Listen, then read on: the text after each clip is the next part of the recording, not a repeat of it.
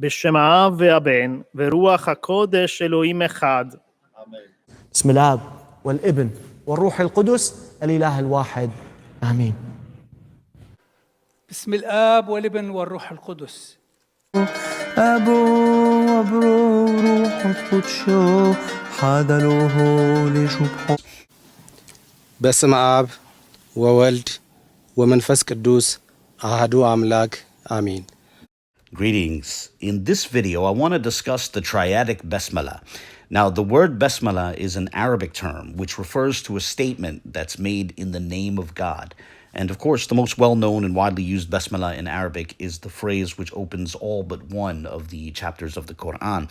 But the statement found in Matthew 28:19, in the name of the Father and the Son and the Holy Spirit, is also a type of Basmala. Hence why I use the adjective triadic to distinguish it. In this video, we're going to be looking at the Triadic Basmala. And in this video, we will briefly explore the structure of that statement in 4 different Semitic languages. So those languages are going to be Hebrew, Arabic, Syrian Aramaic, and Ge'ez. So the first line from the top to the bottom, the first line is going to be in Hebrew. It's B'Shem Ha'ab, והבן, ורוח הקודש. The second line is in Arabic, Bismillah, والابن, وروح القدس. And then the third line is in Syrian Aramaic or Syriac, and it's B'Shem abo, wabro, waruho de kudsho. Or if one would prefer to not pronounce the terminal aleph at the end of each noun as an O, I suppose this can be alternatively pronounced B'Shem abba, wabara, waruha de kudsha. And then last, but certainly not least, the fourth line is in Ge'ez. It's Besma'ab, waweld, wamenfes qudus. Okay, at this point, there are now 4 different scripts on the screen, and so anticipating that some might not be familiar with all 4 scripts, I'm going to transcribe the consonantal structure of each statement into corresponding Latin characters. And I want to make clear that this is merely showing the consonants, not how they're vocalized. Now, you might notice that in a couple of places, there is what looks like a $sign or an S with a vertical line going through it, right? And that is to distinguish shin from sin or sheen from seen. It represents a sh phoneme rather than a s phoneme. And also, you might notice a H with a dot beneath it. This is to capture the Hebrew and Aramaic het or the Arabic ha.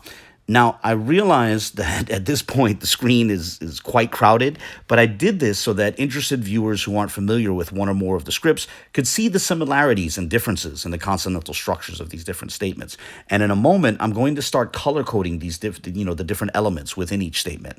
But first, I want to point out that the Ge'ez text is going in the opposite direction from the other 3 texts. Ge'ez is written from left to right, while Hebrew, Arabic, and Syriac are written from right to left. And to capture that visually, I also have the transcriptions of the consonantal strings into Latin characters going in opposite directions. And now, with all of that out of the way, let's jump right into color-coding the different elements in these 4 lines of text.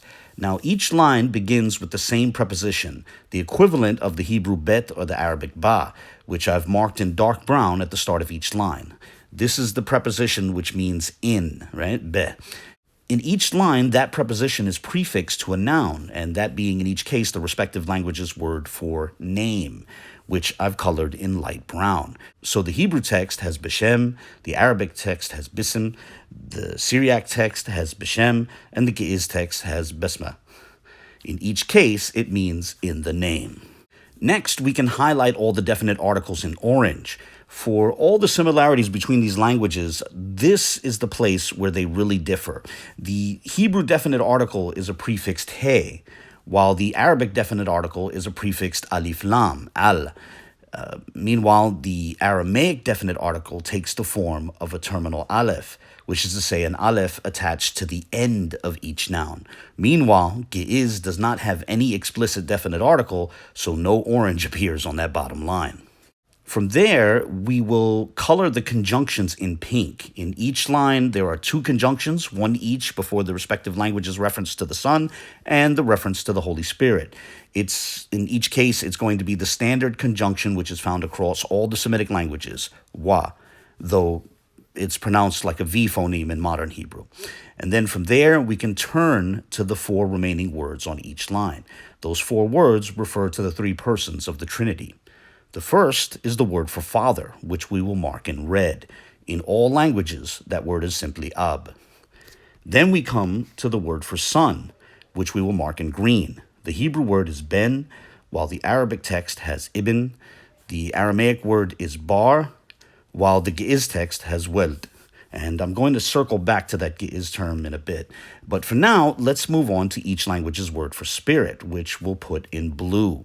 In Hebrew, Arabic, and Aramaic, it's essentially the same word. It's spelled the same way in each case, which is to say that the same consonantal structure appears, and they're only pronounced slightly different. The Hebrew being ruach, the Arabic and Syriac being ruh. Meanwhile, the Ge'ez text has menfes. And I'll circle back to that word as well in a moment. And then the last word, which we'll look at and color code, is the word for holy, which we will color in purple.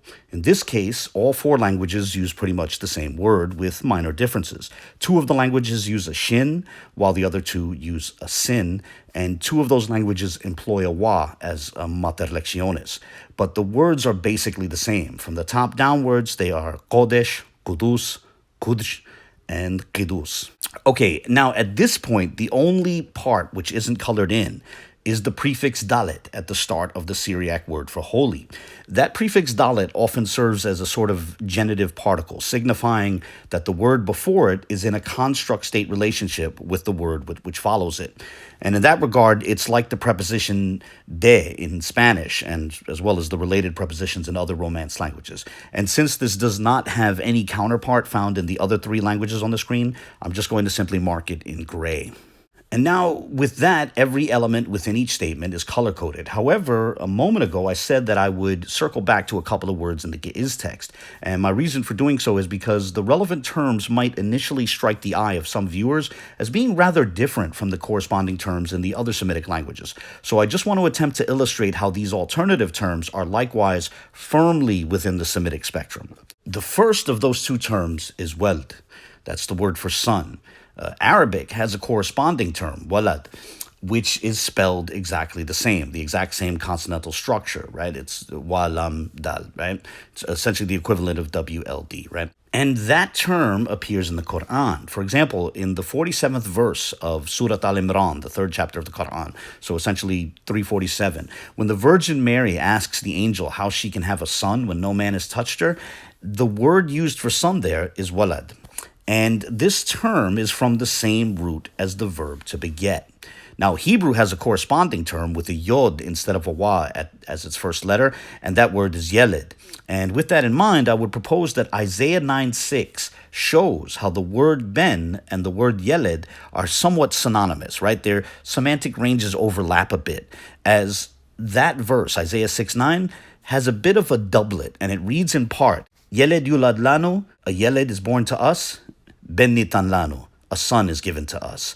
And that Ge'ez term, weld, fits right within the overlap between the semantic ranges of those terms. And then there's the other term I wanted to briefly look at, which is the Ge'ez word for spirit, which is menfes.